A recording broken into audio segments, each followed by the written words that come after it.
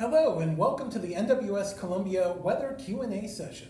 My name is Steve Lavoie and I'm a meteorologist here at the office. We recently reached out on Facebook and Twitter to see what questions our followers had.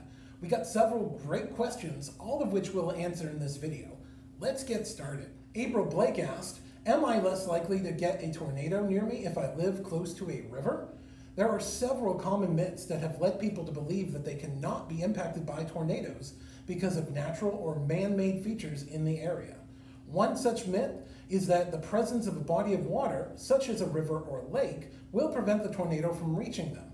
Tornadoes have no problem moving across a river or lake. In fact, last week, NWS survey teams found damage from multiple tornadoes in the Lake Murray area, including one that formed on the south side of the lake, passed over the lake itself, and did damage on the north side. This is why it's important to never think that a river or lake will protect you from a tornado. Scott Foray asked, what impact does Lake Murray have on the local weather? Lakes can impact the weather and climate of a location in many ways. How much of an impact will depend on its size and how deep the lake is. As Scott pointed out on Twitter, land and water have different heat capacities. What this means is that it takes more heat energy to warm up the water than the land. This is why the water temperature of Lake Murray will feel cooler than the surrounding air on a hot summer day.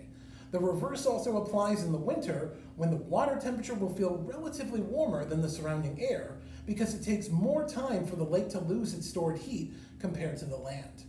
Being near a lake can result in slightly cooler air temperatures around it during the summer as well, especially when the wind blows off the water and onto the land.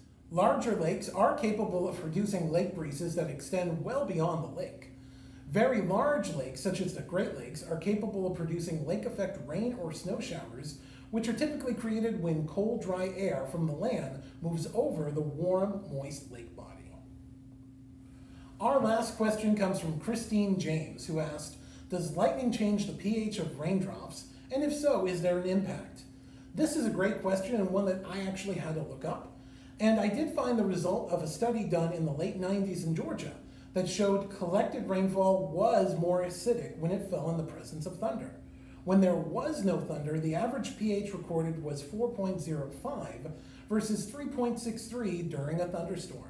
A lower pH value indicates a more acidic solution.